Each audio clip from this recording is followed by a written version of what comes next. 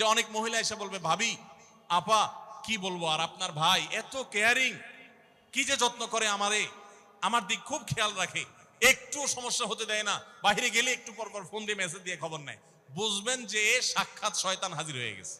সবার কাছে অনুরোধ, আমার চ্যানেলটি দয়া করে সাবস্ক্রাইব করবেন। কেহই সাবস্ক্রাইব না করে যাবেন না, প্লিজ সাবস্ক্রাইব করুন। এই লোক হয়তো সৎ উদ্দেশ্যে বলছে, কিন্তু শয়তান তাকে দিয়ে বলাচ্ছে আপনাকে অশান্তিতে ফেলার জন্য।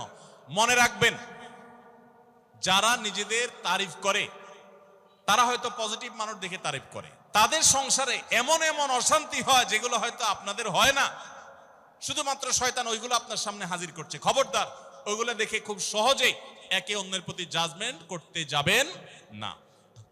তাহলে দাম্পত্য জীবনে সুখ শান্তির জন্য অন্যের সুখের মিথ্যা গল্প শুনতে যাবেন না। যদি